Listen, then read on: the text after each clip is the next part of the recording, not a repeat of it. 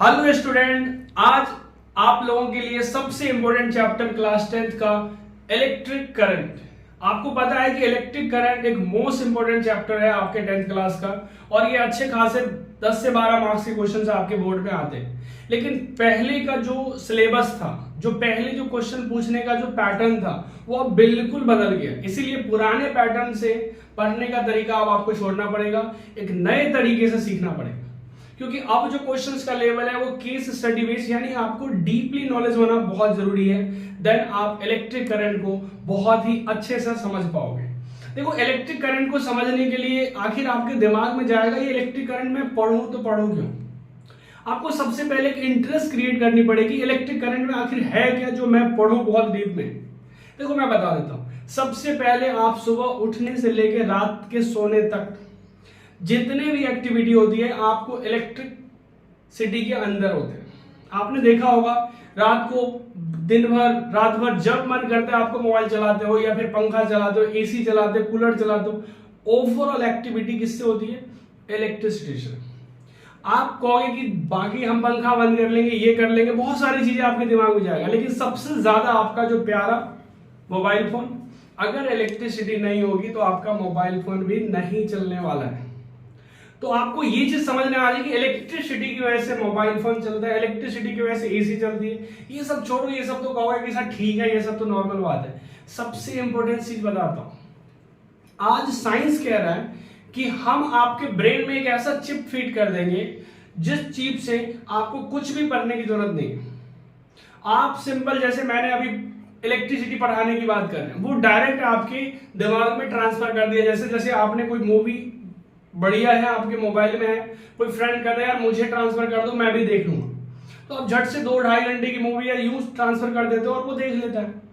Same to same अब आगे जो आने वाला फ्यूचर है वो क्या कर रहे हैं कि हम आपको जो इलेक्ट्रिसिटी पढ़ रहे हो उसको पढ़ने की जरूरत ही नहीं, हम आपके दिमाग में ट्रांसफर कर देंगे।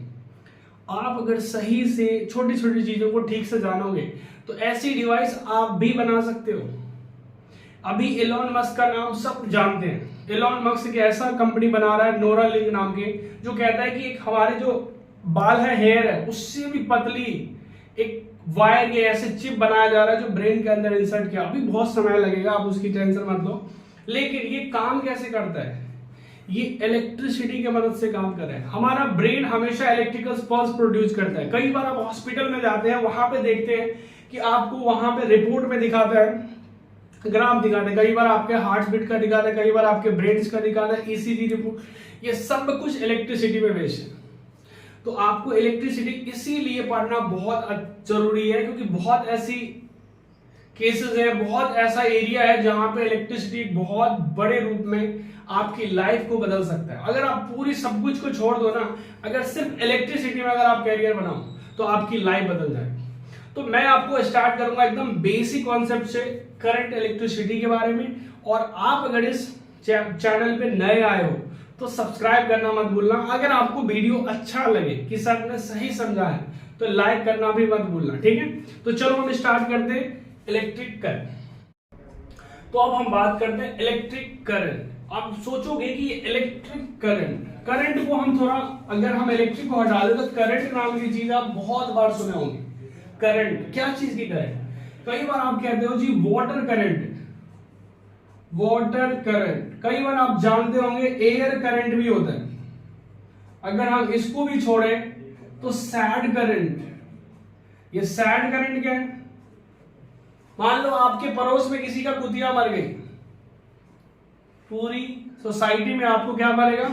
दुखी की लहर। ऐसा होता है क्या? नहीं यार, आप तो कहोगे मैं बहुत ज्यादा खुश हूं, मर गया, अच्छी बात है। लेकिन क्या है कि कोई भी ऐसा चीज, ऐसा घटना आपके एरिया में घट जाता है, पूरी सोसाइटी, जैसे आपको पता होगा कि एक बार हमारे इंडिया में थोड़ा बम ब्लास्टिंग जिसमें पूरा देश क्या हुआ था, रोया था उस टाइम।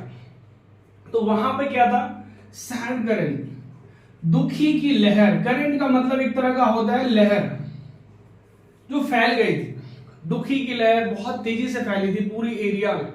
उसी तरह से हमारे पास आएगा एयर करंट, बहुत तेज, बहुत ज्यादा। न्यूज में आप सुने होंगे कि आज की तूफान का एयर बहुत ज्यादा था, करंट लेवल इसका इतना था।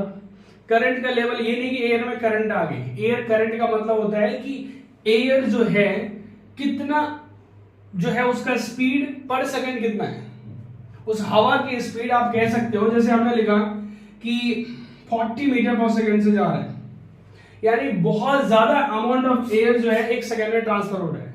हम बात करते हैं वाटर करंट की। कई बार क्या होता है, बहुत सारी छोटी छोटी रिवर्स होते हैं जो अपना वाटर मिक्स करता है कहां पे, समंदर में जाके। तो उसी तरीका से हम कहेंगे कि ये चीज जो है वाटर का करंट, यदि आपके आसपास में कोई ऐसे, अभी बारिश का सीजन है, बहुत ज्यादा पानी हो जाती है और उसके बाद उसका जो एक लहर बहुत तेजी से फैल जाती है, हम कहेंगे जी इतना मीटर क्यूब एयर है पर सेकंड फ्लो हो रही है, कहां पे, रिवर्स के अंदर, नदी के अंदर, कहीं भी कह सकते हो। तो वाटर बहुत तेजी से फ्लो हो रही है या स्लो से फ्लो हो रही है, वो भी एक तरह से वाटर करंट होता है। तो यहां पर इलेक्ट्रिक करंट का मतलब होता है चार्ज। चार्ज अगर किसी वायर में फ्लो हो रही है, चार्ज अगर आप मान लेते हैं ये है, तो चार्ज अगर किसी वायर में फ्लो हो रही है तो उसे हम इलेक्ट्रिक करंट कहते हैं। सारी चार्ज बहुत लाइन से निकल रहा है। डिस्टरबेंस करंट भी सुना होगा, जैसे कई बार आप टिकट काउंटर पे जाते हो, बहुत लंबी सी लाइन लगी रहती है, आप एक सबसे पीछे वाले लड़के को हल्का धक्का दे दो, देखो सारे एक दूसरे को धक्का देते हुए डिस्टरबेंस कहां पहुंच जाएगा, उसके कॉर्नर पे, मतलब जो मैन टिकट काउंटर है वहां पे। सेम टू सेम है चार्ज अगर एक ही बार में जब किसी वायर से पास होती है इस तरह से, तो उसे हम इलेक्ट्रिक करंट कहते हैं, क्योंकि चार्ज जो है इलेक्ट्रिक फील्ड क्रिएट करता है। वो आगे थोड़ा सा इलेक्ट्रिक फील्ड का कॉन्सेप्ट थोड़ा समझ में कम आएगा अभी धीरे धीरे, क्योंकि 12th क्लास का बहुत बड़ा टॉपिक है इलेक्ट्रिक करंट, मतलब इलेक्ट्रिक चार्ज, यहां भी हम पढ़ेंगे थोड़ा बहुत। तो आप इलेक्ट्रिक करंट के बारे में सिंपल क्या मतलब है, जो चार्ज जो है किसी वायर से पर सेकंड में कितना फ्लो हुआ। जैसे आपने कहा कि आपके पास 10 चार्ज है, 10 कूलम चार्ज है और वो 1 सेकंड में पास हो गया, तो आप कहोगे 10 कूलम चार्ज पर सेकंड पास हो रही है। तो बोलेगा बताओ भाई इलेक्ट्रिक करंट कितना पास हुआ, तो आप कहोगे 10 कूलम पर सेकंड, यही इलेक्ट्रिक करंट हो जाएगा। चार्ज किसी वायर से जितनी स्पीड में पास कर दिया उसी को हम इलेक्ट्रिक करंट कहते हैं। तो अगर हम इसकी डेफिनेशन की बात करें तो क्या लिख सकते हैं हम इसके डेफिनेशन, तो आप लिखोगे the charge flow through a conductor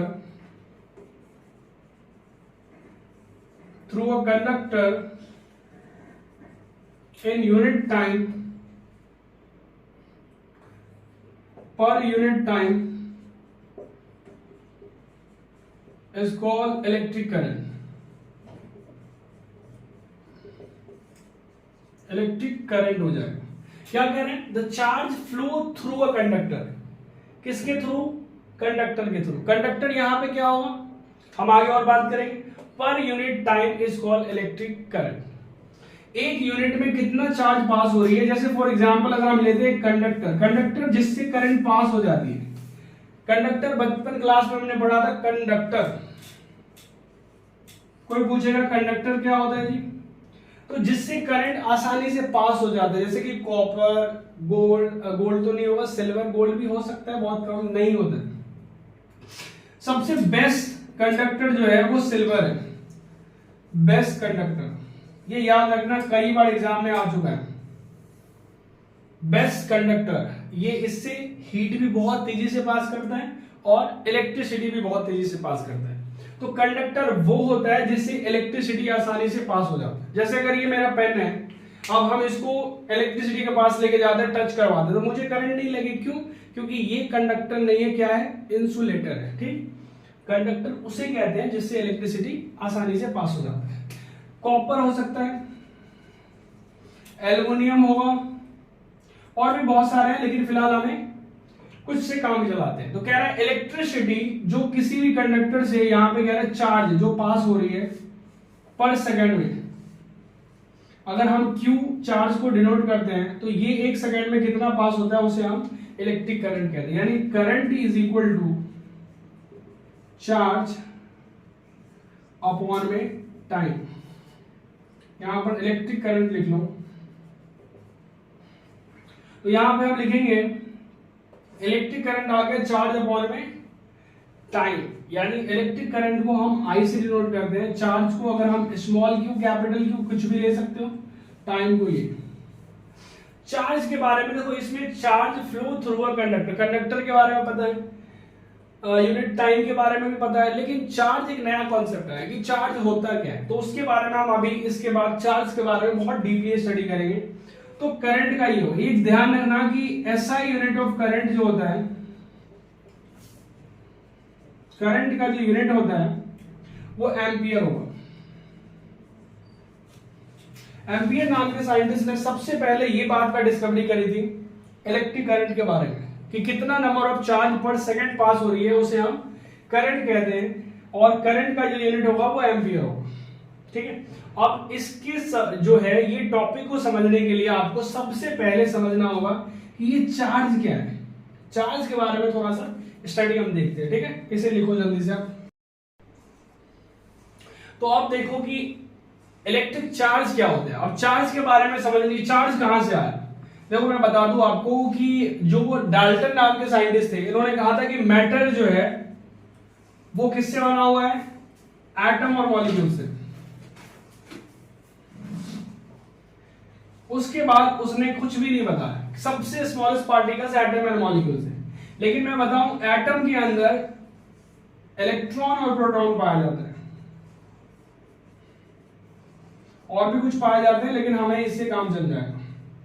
यानी अगर ये एटम है तो ये इस जो न्यूक्लियस जो दिखा है, ये न्यूक्लियस है, उस न्यूक्लियस के अंदर प्रोटॉन पाया जाता है, और इलेक्ट्रॉन जो है माइनस चार्ज होता है, वो चारों साइड इस न्यूक्लियस के घूमते रहता है। वो उसी तरीका से घूमता है जिस तरह सन सेंटर पे है और अर्थ उसके चारों साइड घूमते रहता है। तो इसी तरह साइंटिस्ट के दिमाग में आया कि एटम कुछ इस तरीका से होता है, जिसके न्यूक्लियस में प्लस प्लस चार्ज होता है, जिसको प्रोटॉन कहते हैं, और उसमें इलेक्ट्रॉन चारों साइड घूमते रहते हैं। तो वहीं से चार्ज का डेवलपमेंट हुआ है, और आपने 9th क्लास में केमिस्ट्री चैप्टर में बहुत अच्छे से पढ़े होंगे स्ट्रक्चर ऑफ एटम के अंदर चार्ज क्या होता है। चार्ज एक तरह का, अगर हम साधारण भाषा में समझे तो चार्ज एक तरह का होता है, जैसे गुस्सा को हम मान लेते हैं। गुस्सा, आपको गुस्सा आता होगा, जैसे कई बार पेरेंट्स बार बार कहते होंगे बेटा पढ़ ले, या मोबाइल अगर चलाते हो और आपसे मोबाइल छीन लिया जाए। कई बार आपके ट्यूशन के टीचर बार बार आपको होमवर्क के लिए डांटते हैं। आपको क्या आता है, गुस्सा। गुस्सा क्या आपको हमेशा आता है? नहीं। और वो गुस्सा रहता कहाँ है, आप कहाँ छुपा के रखते हो उस गुस्से को, पॉकेट में या कहीं भी बैग में छुपा के रखते हो? आपको खुद नहीं पता होगा ये गुस्सा कहां होता है और कहां से आ जाता है। तो आप कहोगे कि गुस्सा जो है हमारे अंदर होता है, और एक पर्टिकुलर सिचुएशन के अकॉर्डिंग वो अपने आप अंदर से बाहर आ जाता है। उसी तरह से, और देखो हमारे बॉडी भी एक क्या है, मैटर है, और वो किससे से बना है, एटम और मॉलिक्यूल से। और एटम और मॉलिक्यूल्स किससे बना है, इलेक्ट्रॉन और प्रोटॉन से। इलेक्ट्रॉन प्रोटॉन को क्या कहते हैं, चार्ज। और वो जब भी उसको कहीं से भी एनर्जी मिलती है किसी भी तरीका से या लेन देन करता है तो वो चार्ज हो जाता है। जैसे आपको कहीं ना कहीं से डांट मिला और आप गुस्से हो गए, सेम टू सेम हम चार्ज का डेफिनेशन अगर बात करें तो हम लिखेंगे चार्ज जो है, charge is the intrinsic properties of electron and proton. ये इलेक्ट्रॉन और प्रोटॉन का इंट्रिंसिक प्रॉपर्टी है। इंट्रिंसिक का मतलब हो गया आंतरिक, आपके अंदर की गुण, जो आपके इनसाइड है, अंदर की गुण, इंट्रिंसिक प्रॉपर्टी। ये चार्ज जो है वो अंदर की गुण है। गुण, प्रॉपर्टी मतलब गुण किसका, इलेक्ट्रॉन और प्रोटॉन, ये अंदर पाया जाता है। तो चार्ज कितने तरह के होते हैं, आपके साथ ये भी क्वेश्चन पूछा जाएगा, या फिर चार्ज इज, ऐसे करके नोट्स आप बना लेना, डिनोटेड बाय, चार्ज को जो हम डिनोट करते हैं क्यू, हम स्मॉल क्यू कैपिटल क्यू किससे भी डिनोट करते हैं। चार्ज को जब भी आप मेजर करोगे तो उसका एक यूनिट होगा। जैसे कि आप कभी भी दुकान पे जाते हो कोई चीज खरीदने के लिए, जैसे कि आपने कहा किसी दुकानदार को चीनी दे दो, तो चीनी कितना दे दो, वो पूछता है ना 100 ग्राम लेना है या 1 केजी लेना है, 2 केजी, तो आप यूनिट बताते हो तो उसी को यूनिट कहते हैं।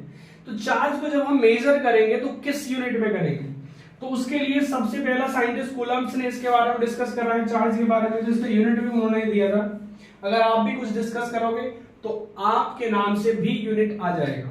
अगर आपका नाम मोहन है तो मोहन, जो भी कुछ है। तो यहां पे किसने डिस्कवरी करी थी? कूलम्स ने। तो उसने दिया ऐसा unit of charge Coulomb's. Coulomb's होता है, हम इसको सी से डिनोट करते हैं। कूलम्स ऐसा यूनिट ऑफ चार्ज कूलम्स, ठीक है। अब आपको देखो कि ये आ गया। अब आपके एग्जाम में जनरली पूछा जाएगा कि चार्ज की प्रॉपर्टी क्या है, या फिर पहले हम लिखते हैं type of charges. Types of charges, charge कितने तरह के होते हैं? चार्ज, बेंजामिन फ्रैंकलिन ने सबसे पहले उन्होंने बताया था कि चार्ज जो है जनरली दो तरह के होते हैं। एक का चार्ज का नाम होता है पॉजिटिव चार्ज और दूसरे का नाम होता है नेगेटिव। दूसरा है नेगेटिव चार्ज। आ गया दो तरह के चार्ज। तो आपके दिमाग में चला जाना चार्ज क्या है जी, हमारे साथ एक बार रिवीजन मार लो। चार्ज अंदर की गुण है किसका?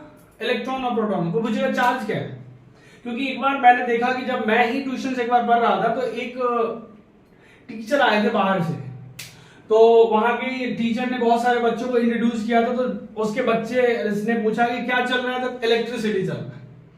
तो उन्होंने पूछा कि चार्ज के बारे में, दोनों ने, एक बच्चे ने डेफिनेशन दिया, charge flow through a conductor something something जो भी है। उसके टीचर ने झट से पूछा कि व्हाट इज चार्ज।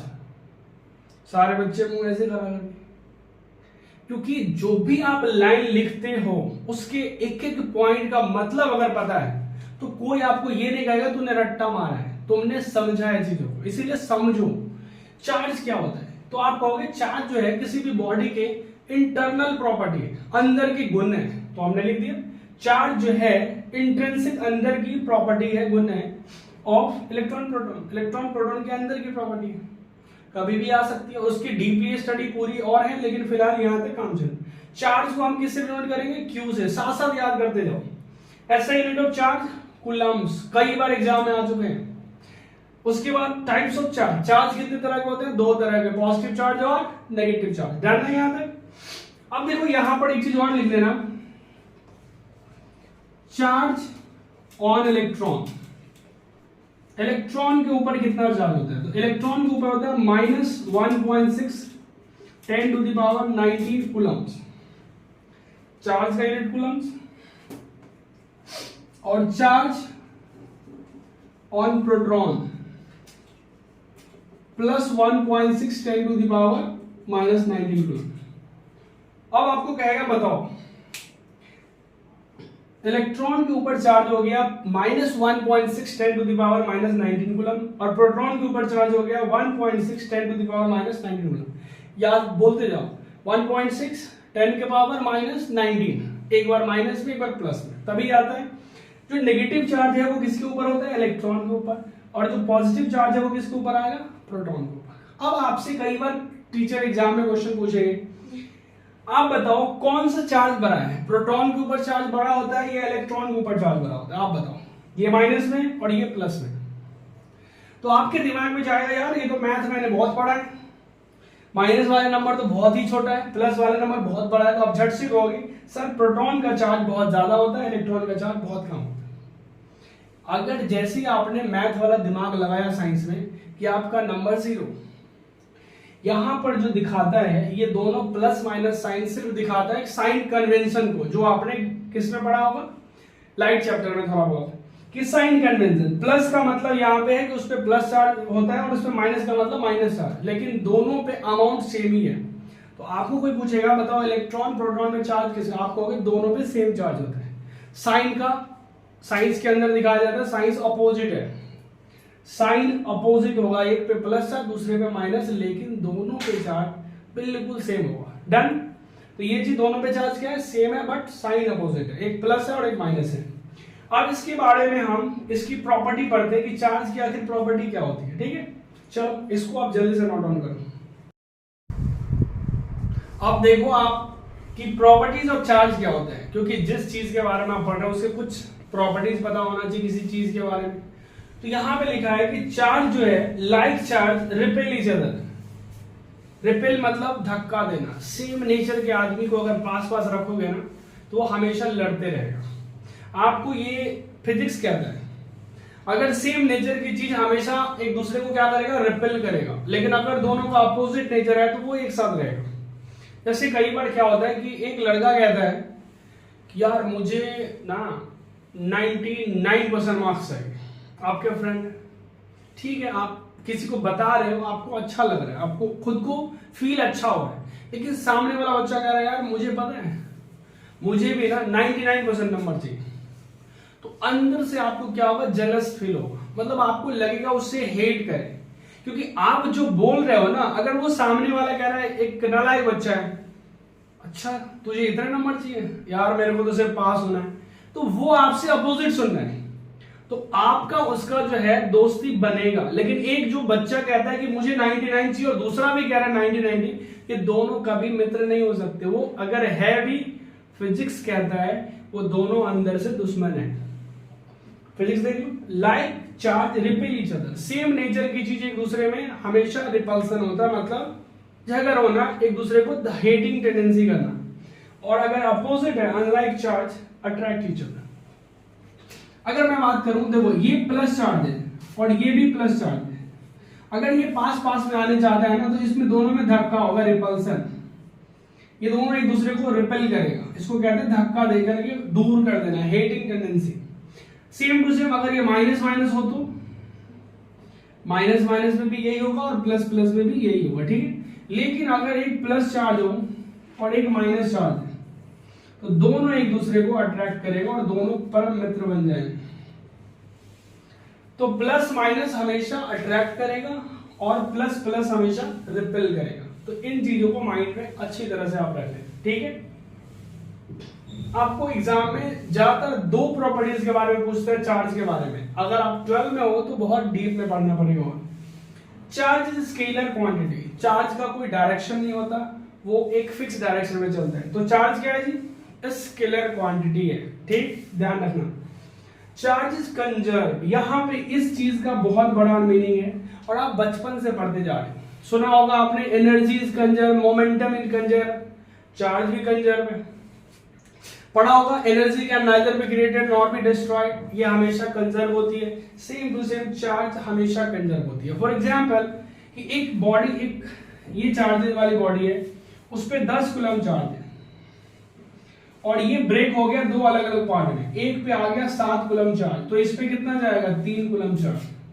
तो देखो वो ब्रेक होने से पहले भी 10 कूलम था और ब्रेक होने के बाद भी 7 + 3 कितना होगा, 10। तो उसी को हम कहते हैं चार्ज जो है वो कंजर्व होता है। कभी ऐसा नहीं होगा कि 10 को हमने ब्रेक किया और आपको मिला 8, 4, 3, ऐसा नहीं होगा। जैसे आपने किसी दुकानदार के पास गए और 100 रुपए का खुल्ला करवाया और आपको उसने रिटर्न में दिया, ऐसा होगा 90 रुपए दिया, तो आप कहोगे भाई ये तो गड़बड़ हो गया।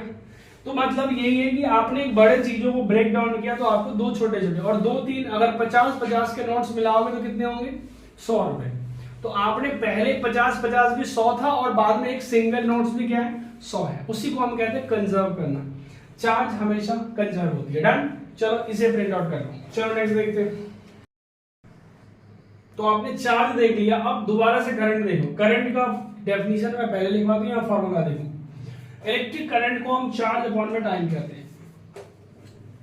करंट को हम आई से डिनोट करेंगे, चार्ज को क्यू से और टाइम को टी से। तो ये आ गया Q/T। ऐसा यूनिट ऑफ एम्पियर हम लिखवा चुके हैं। तो देखो चार्ज को क्या कहते हैं, यूनिट कूलम्स, और टाइम को क्या कहेंगे, सेकंड। तो हम एम्पियर को कूलम्स बाय सेकंड यानी कूलम पर सेकंड भी लिख सकते हैं। ये चीज दिमाग में आप अच्छे से रख लेना। एमसीक्यू में कई बार ऐसा क्वेश्चन आ गया, ampere is equal to, ampere किसके इक्वल होता है, सेकंड पर कूलम का, कूलम पर सेकंड का, या कूलम एंड सेकंड का, या कूलम का स्क्वायर बाय सेकंड का। तो अगर आपको ये याद है तो ये 1 मार्क्स आपको मिलेंगे, नहीं याद है तो आपका जाएगा। तो आप देखो ऑप्शंस बी, एम्पियर, कूलम और सेकंड के इक्वल है। आपको एक चीज और ध्यान रखना है, यहां पे ही लिख लो, जैसे 1 एम्पियर तो हम आपको ऐसे भी लिखते हैं most of the time. 1 ampere को बार बार हम बड़े से एम्पियर तो लिखेंगे। कई बार आपको लिखा होगा 1 मिली एम्पियर, तो हम इसको ऐसे लिखते हैं 1 मिली एम्पियर। 1 माइक्रो एम्पियर, तो 1 माइक्रो को ये म्यू से डिनोट करते हैं हम। एम जो है ना, एम को आप एम की तरह मत लिखो, ये ऐसे लिख दो तो ये म्यू कहलाता है। अब 1 मिली एम्पियर में कितनी करंट होती है? 1 मिली एम्पियर का मतलब 10 के पावर -3 होता है एम्पियर, ऐसे लिख सकते हो। एम के मतलब 10 के पावर -3। अगर आपको ये समझ में नहीं आता तो ऐसे समझ लो, 1 मिली एम्पियर में कितना एम्पियर होता है? ज्यादातर आपको इस फॉर्मेट में मिलेगा। उसी तरह से 1 माइक्रो एम्पियर में 10 के पावर -6 एम्पियर, या आपको ये समझ में नहीं आ रहा तो नीचे में 6 जीरो डाल दूं। तो मोस्ट ऑफ द केसेस में आपको मिली एम्पियर मिलने की चांसेस है। 1 मिली का मतलब होता है 10 के पावर -3 यानी 1/1000। डन। तो ये चीज आपको ध्यान में रखना है, most of the time exam में आते हैं कुछ चीजें। ये जो पेज है इसमें से एक क्वेश्चन आपके एग्जाम में है, तो जल्दी से इसे नोट डाउन करो। देखते हैं नेक्स्ट। अब आपके पास है इलेक्ट्रिक फील्ड क्या होता है। जो मैंने आपको बताया था कि एक फील्ड होता है एक, तो इलेक्ट्रिक फील्ड क्या होता है? आपने कभी बल्ब देखा होगा, बल्ब जब हम यहां पे जलाते हैं तो बल्ब इस पूरे आसपास के एरिया, इस क्लासरूम को क्या करेगा? ब्राइटनेस कर देगा, रोशनी फैला देगा अपना।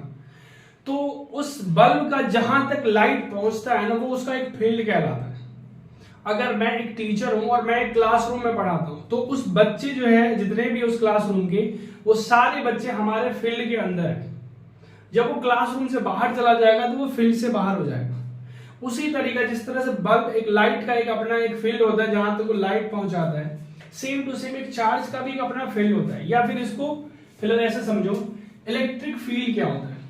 तो जैसे कि हम एक चार्ज लिए, तो इस चार्ज के चारों साइड जहां तक उसका इफेक्ट हम फील कर सकते हैं। जैसे अगर मैंने आपको एक प्रॉपर्टी बताया था, फॉर एग्जाम्पल ये प्लस चार्ज है, तो हमें कैसे पता चलेगा इसका फील्ड यहां तक है? आपके दिमाग में प्लस चार्ज के पास अगर दूसरा प्लस चार्ज को लेके आओगे, अगर यहां तक है, अगर कोई प्लस चार्ज इसके फील्ड से बाहर है, अगर यहां पे कूलम्ब है, इसको कुछ नहीं करेगा।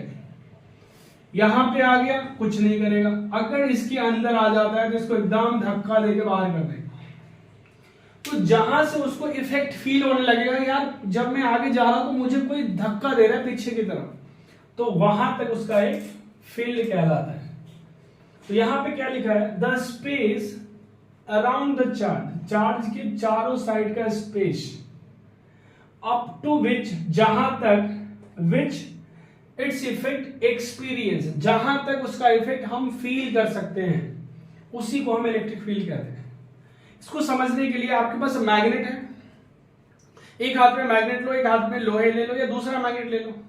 आप दोनों मैग्नेट को दूर रखो, कोई फर्क नहीं पड़ेगा, लेकिन थोड़ा सा पास लेके आओगे, देखना एक मैग्नेट अपने आप दूसरे को हिलाने लगता है, तो आपको पता चल जाएगा वहां तक एक मैग्नेट का अपना फील्ड है, जिसको हम मैग्नेटिक फील्ड कहते हैं। तो यहां पर इलेक्ट्रिक फील्ड का डेफिनेशन समझ में आ गया। चार्ज के वो चारों साइड का स्पेस जहां तक हम उसके फील्ड को फील कर सकते हैं, महसूस कर सकते हैं, उसी को हम इलेक्ट्रिक फील्ड कहते हैं। आपको इसी तरीका से प्रैक्टिस करनी है। आपको अगर किसी चीज को बहुत जल्दी याद करना हो ना, तो जैसा मैं बता रहा हूं, घर में बैठ के भी ऐसे ही पढ़ाई करो।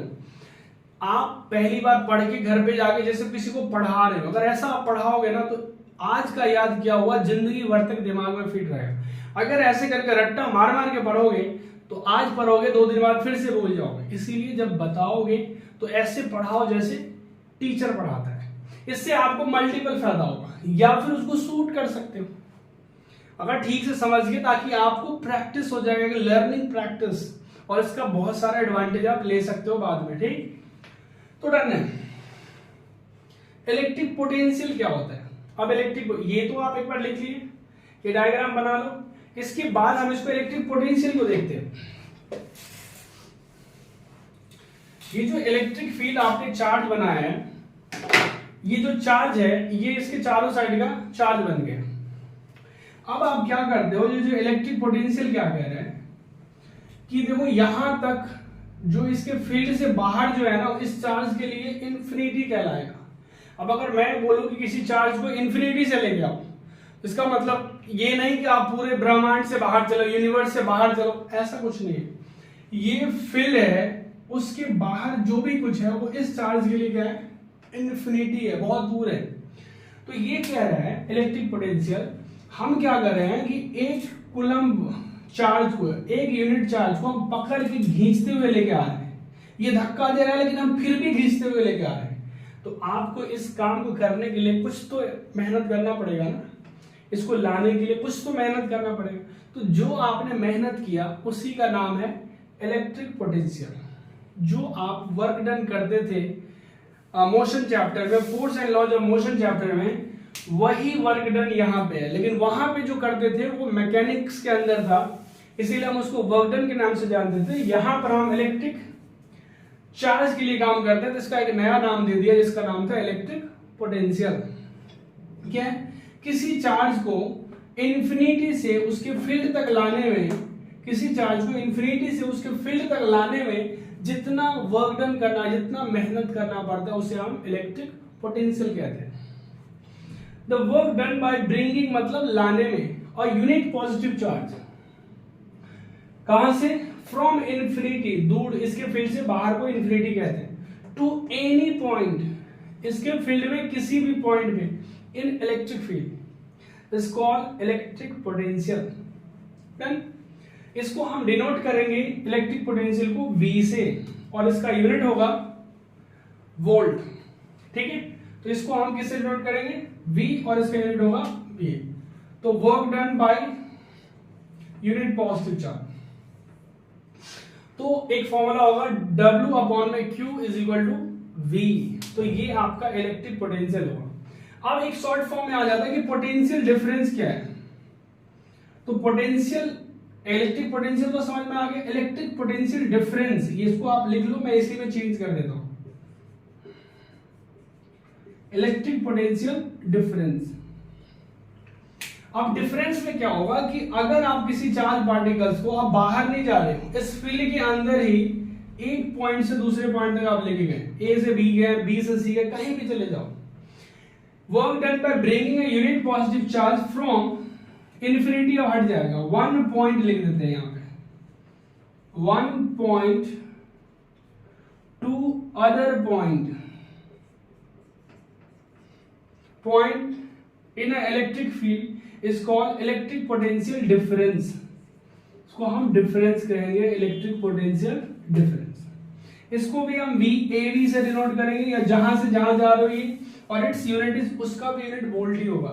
तो यहां का जो इलेक्ट्रिक पोटेंशियल डिफरेंस अगर आप बात करोगे, तो वर्क डन फ्रॉम A से B अपॉन में चार्ज, तो यूनिट को ले जा रहे हैं तो यूनिट प्लस 1, जिसको आप लेके जाओगे वो चार्ज। तो ये जस्ट नॉर्मल ध्यान रखना, पोटेंशियल डिफरेंस एक तरह का वोल्टेज होगा, क्योंकि वोल्टेज नाम के साइंटिस्ट ने उसको वोल्ट से डिनोट किया, तो इसको हम, दूसरा नाम पोटेंशियल डिफरेंस को हम वोल्टेज से भी जानेंगे, जो आगे पढ़ोगे। बार बार आप कभी देखते हो गया, आप अपने घर आसपास में कहते हैं आज वोल्टेज डाउन है, कभी आप बोलते पोटेंशियल डिफरेंस डाउन है, नहीं कहते आज बल्ब जो है स्लो चल रहा है या ग्लो नहीं कर रहा है, तो आप कहते हैं वोल्टेज डाउन है। वो क्या है? पोटेंशियल डिफरेंस है। ठीक है, अब इसी को लेकर के, यही सारी कॉन्सेप्ट को इस्तेमाल करके अब क्या करेगा, ओम्स जी अपना एक लॉ बनाएगा। तो यहां तक जल्दी से इसे आप लिख लो, हम आगे देखते हैं। A current of 0.5 ampere is drawn by a filament of and bulb for half an hour। यानी इतना करंट दिया है और कह रहा है आधा घंटे, हाफ एन आवर यहाँ पे टाइम दे रखा है। कह रहा है फाइंड द चार्ज। तो पहले जो जो गिवन है वो आप लिखोगे गिवन सॉल्यूशन में, कहोगे करंट की जो वैल्यू है आपके पास वो 0.5 एम्पियर, टाइम यहाँ पे दिया है हाफ एन आवर, आप इसको सेकंड में लोगे। तो सेकंड में कैसे करोगे?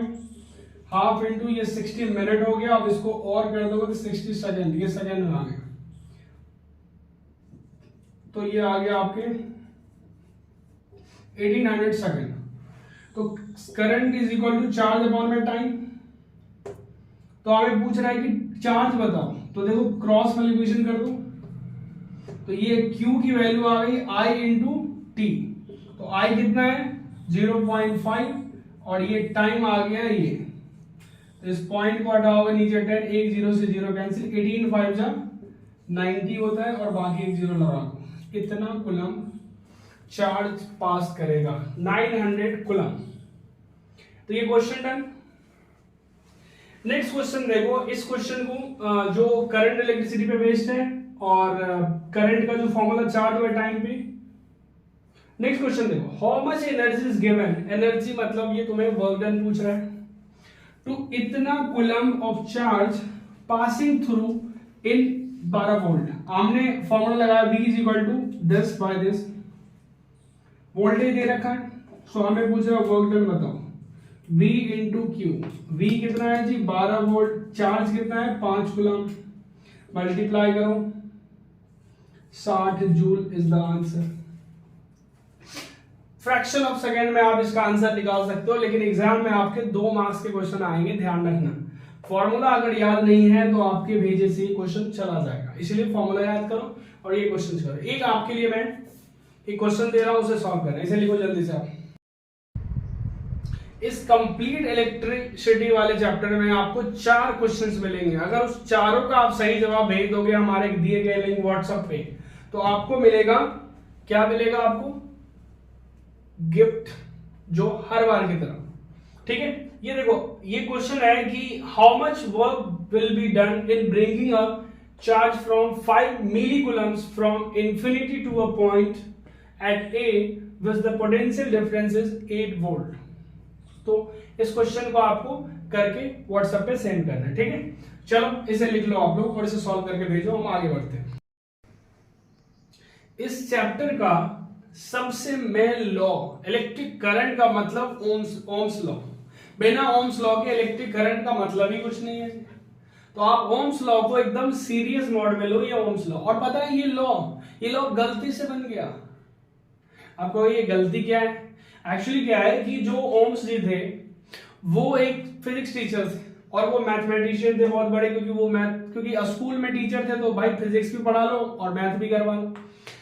तो वो एक बार लैब में एक्सपेरिमेंट कर रहे थे, जहां पे उन्होंने देखा कि एक बैटरी उसने लगाया यहाँ पे प्लस और माइनस, और इस बैटरी से एक बल्ब को उन्होंने जलाने की कोशिश किया।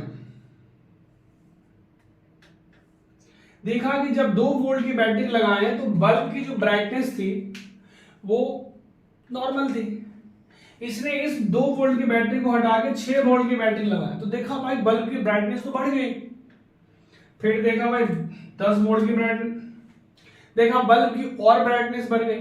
तो उसके दिमाग में आया कि जैसे जैसे हम वोल्टेज यानी पोटेंशियल डिफरेंस को बढ़ा रहे हैं, जैसे बैटरी के दोनों एंड है ना, तो यहाँ पे लिखा हुआ भी है एंड ऑफ द कंडक्टर, जैसे जैसे दोनों एंड पे हम पोटेंशियल डिफरेंस बढ़ा रहे हैं, अगर इस एंड पे 12 वोल्ट है, इस पे 0 वोल्ट होगा, तो दोनों के बीच का डिफरेंस को बढ़ाते हैं तो करंट जो है बढ़ जाती है, क्योंकि ब्राइटनेस जो है, बल्ब की जो ब्राइटनेस आती है वो करंट की वजह से आती है। तो उसके दिमाग में आया कि जैसे जैसे हमने वोल्टेज बढ़ाया करंट बढ़ने लगी।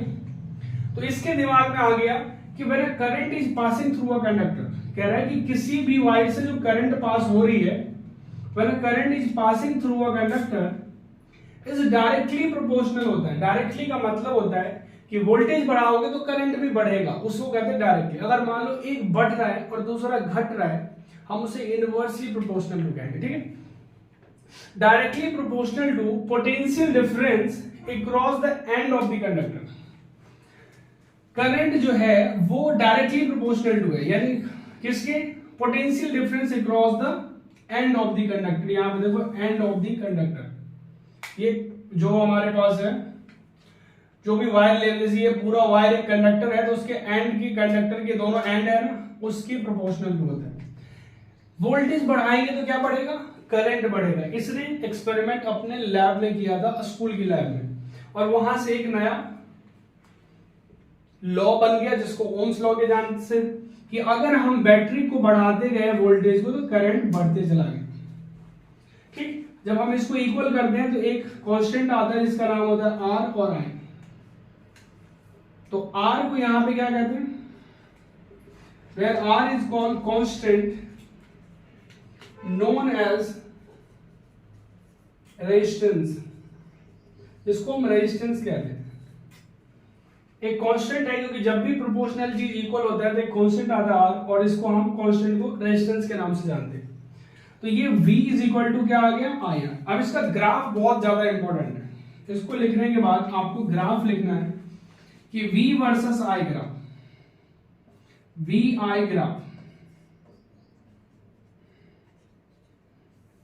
अगर आपने ये देखा V और I, ओम्स ने कहा जैसे जैसे आप वोल्टेज को बढ़ाओगे, जैसे जैसे आपने वोल्टेज को बढ़ाया करंट बढ़ने लगी, फिर से आपने वोल्टेज बढ़ाया फिर से करंट बढ़ गई, फिर से वोल्टेज बढ़ाया फिर से करंट बढ़ गई। तो ये प्रोपोर्शनल है और ये ग्राफ के जो स्लोप है हम इसको R से डिनोट करते हैं। अब स्लोप क्या होता है? कोई भी लाइन अपने ग्राउंड से कितनी ऊपर उठी हुई है उसे स्लोप कहते हैं। ठीक है, जैसे अगर आपके पास एक क्वेश्चन आ जाए, जितना बड़ा स्लोप उतना बड़ा रेजिस्टेंस। अगर ये V है और ये I है, ये और ये R1, R2, R3, आपको बोलेगा बताओ भाई सबसे बड़ा रेजिस्टेंस किसका है, किस बल्ब की रेजिस्टेंस, सॉरी हाँ, अगर मान लो बल्ब A B C 3 दिया है और इसका क्या है वोल्टेज और करंट का ग्राफ किए, कौन सा बल्ब की? हमने आपको बोला जिसका स्लोप ग्राउंड से जो जितना ऊपर रहेगा उसकी रेजिस्टेंस उतनी ज्यादा होगी। इसका आंसर बताओ कौन सा ग्राउंड से ऊपर है? देखो ये ग्राउंड से ये है नजदीक, उससे ऊपर ये, इससे ऊपर, यानी सबसे ऊपर ये है। तो आप कहोगे सर सबसे ज्यादा 3 का है रेजिस्टेंस, फिर 2 का है, फिर 1 का है। तो इस तरह से एरो डालोगे, इस तरह से बढ़ रहा है। ठीक, लेकिन अगर यहाँ पे हम बदल दें V को इधर दे दे, I को इधर दे, ये भी उल्टा हो जाएगा, ये ध्यान रखना। ठीक है, ये मोस्ट पावरफुल लॉ है जो हर एग्जाम में आता ही आता है, ये ध्यान रख लेना, ओम्स लॉ। डन, यही डेफिनेशन आपको आएगा। और एक आएगा ग्राफ, ये तो मैंने क्वेश्चन बता दिया आपको यहाँ पे, ये आपका है मैन यहाँ तक लॉ, और ये ग्राफ इंपॉर्टेंट है, ये ग्राफ यहाँ तक, ये भी लिख लेना नीचे में। डन, एक दो क्वेश्चन इस पे भी करेंगे। डन, इसे लिखो। अब आप देखो कि इलेक्ट्रिक करंट के अंदर जो है कि ये ओम्स लॉ पे बेस्ड दोनों क्वेश्चंस हैं कि right the order of resistance, ये R1 R2 है, ये R2 R1 है, तो इसका आंसर क्या होगा ये आपको आंसर सॉल्व करके दिए गए नंबर पे आपको सेंड करना है व्हाट्सएप पे। आपका आंसर सही होने पे आपको सरप्राइज गिफ्ट मिलेगा। नेक्स्ट क्वेश्चन देखो, बहुत सारा, अगर आपके स्कूल में करंट इलेक्ट्रिसिटी हो चुका है, बहुत सारे बच्चे से जाके पूछना कि लिमिटेशन ऑफ ओम्स लॉ क्या है, कहां कहां पे ओम्स लॉ काम नहीं करता है, इनवैलिड हो जाता है, किस जगह पे? तो कह रहे हैं Ohm's law valid only for ohmic conductor. Ohm's law सिर्फ ओमिक कंडक्टर के लिए वैलिड होता है, जैसे कि कॉपर, एल्युमिनियम, सिल्वर, ये है कॉपर, एल्युमिनियम, ये है silver. Ohm's law valid only for constant temperature, ये सिर्फ कांस्टेंट टेम्परेचर पे वर्क करता है। अगर आपने जिस टाइम आपने किसी वायर से करंट पास किया और वहां की टेम्परेचर बढ़ गए, ओम्स लॉ वैलिड नहीं रहेगा।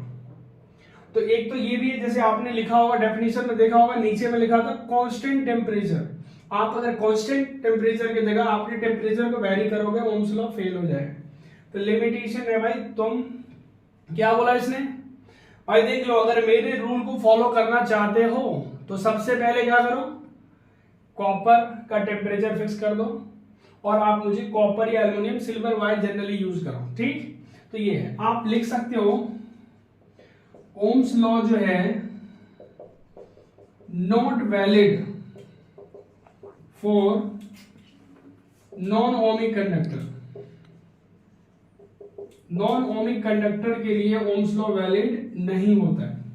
अब आपके दिमाग में जाएगा ये सर नॉन ओमिक कंडक्टर, इस क्वेश्चन को लिख करके इसका आंसर दे देना, मैं ऊपर बता देता हूं। अब आपके पास आएगा नॉन ओमिक कंडक्टर क्या है। नॉन ओमिक कंडक्टर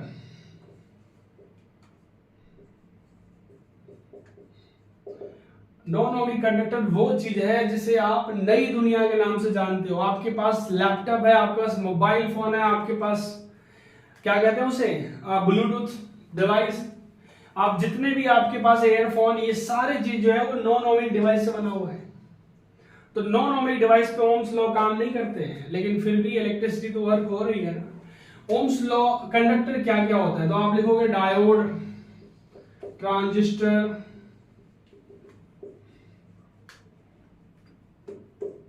ट्रायोड, उसके बाद वैसे इतनी जरूरत नहीं है, आप तो सिर्फ एक याद रखना कि क्या है, क्योंकि आपको सर इतना कंफ्यूज नहीं करना है। नॉन ओमिक कंडक्टर, जो आपने देखा होगा ओम्स लॉ की जो ग्राफ है वो ऐसा कुछ होता है, ऐसा नहीं, ये बिल्कुल 20 से जा रहा था, जैसे जैसे वोल्टेज बढ़ाएं करंट भी बढ़ते जाते हैं। लेकिन नॉन ओमिक कंडक्टर का जो ग्राफ है, तो आप ये भी लिख सकते हो, graph of non ohmic conductor. Non ohmic conductor graph जो है कुछ इस तरह से होगा, ये हो सकता है या फिर उसके अपोजिट हो सकता है, ऐसे हो जाएगा। मतलब बहुत ज्यादा वोल्टेज पे करंट बहुत कम हो, या अचानक से कम वोल्टेज पे करंट बहुत ज्यादा बढ़ गया, ये सब रूल है। ओम्स लॉ ने कहा था जैसे जैसे आप वोल्टेज बढ़ाओगे वैसे वैसे करंट बढ़ेगा। नॉन ओमिक कंडक्टर कहता है भाई थोड़ा सा करंट दे दे मेरे को, मैं दिखा देता हूं तुझे नाटक।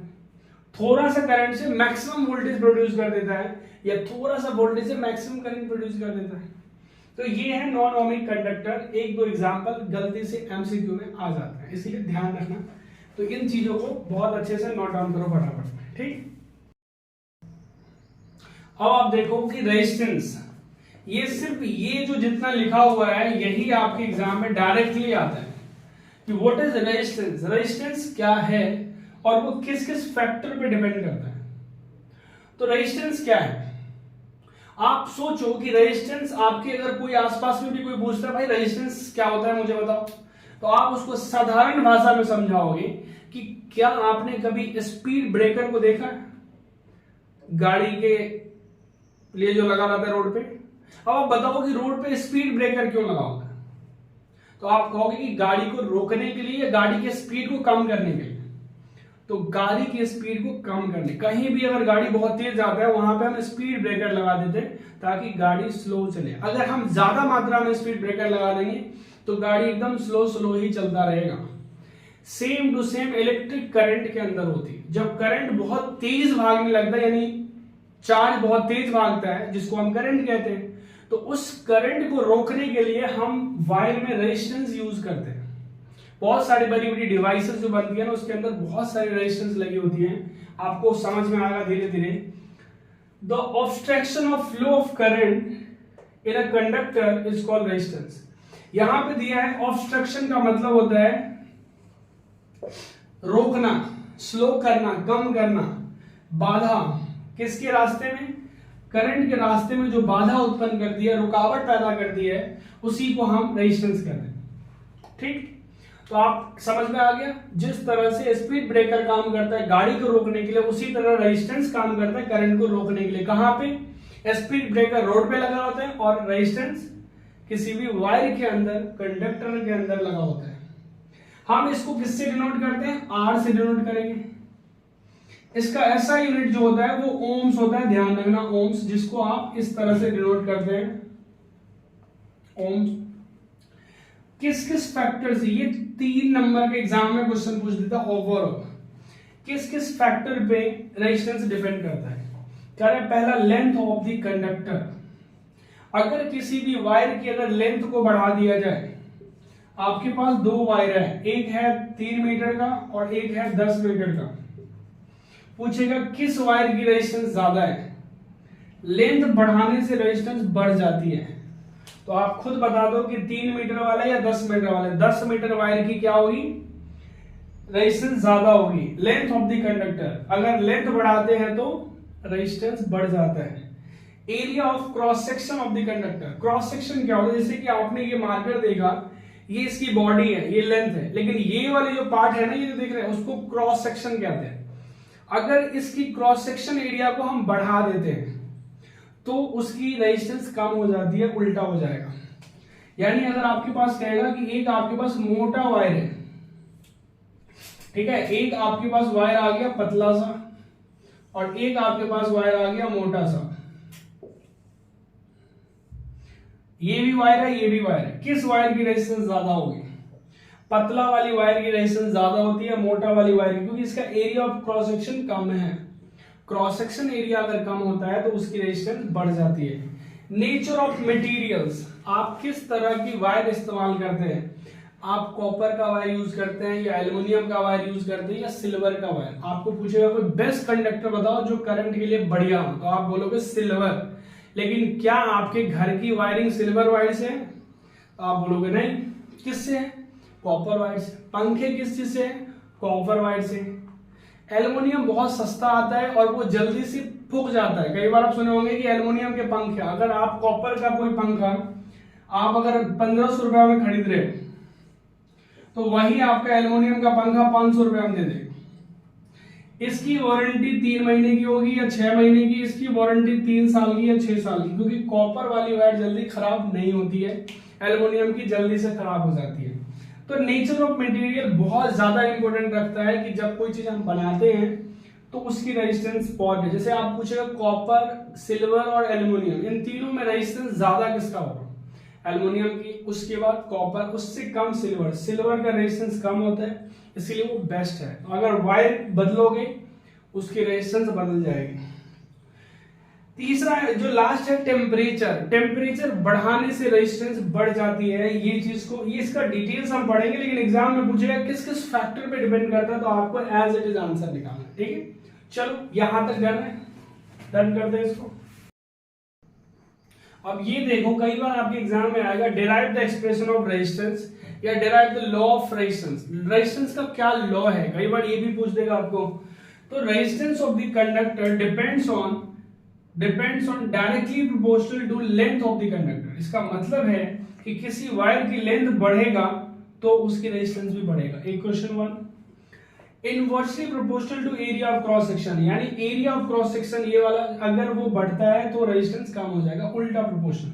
अब इन दोनों को जब हम कंबाइन करते हैं तो कंबाइन करने के बाद एक नया इक्वेशन बनेगा जिसको आप लिखोगे कंबाइन 1 and 2। अगर इन दोनों को कंबाइन करते हैं तो कुछ इस तरह से बनेगा L/A। ये ऊपर है और ये नीचे आ जाएगा। इसको इक्वल, प्रोपोर्शनैलिटी को जब भी इक्वल हमें करना होता है तो हम करेंगे और यहाँ पे आएगा एक कांस्टेंट आएगा जिसको रो कहते हैं, रो L/A। ये आपके पास एक फॉर्मूला आ जाएगा। इसको रो को क्या कहते हो? रो इज कॉल्ड स्पेसिफिक रेजिस्टेंस। हम इसको रेजिस्टिविटी के नाम से भी जानते हैं। ठीक है, तो ये जो है इसका रेजिस्टिविटी हो गया, यहां तक डन। उसके बाद आगे हम देखेंगे कि आगे का क्या कॉन्सेप्ट है। तो ये आपके पास आ गया रेजिस्टिविटी के बारे में हम आगे देखते हैं। चलो यहां तक आप प्रिंट आउट करो, ये ज्यादा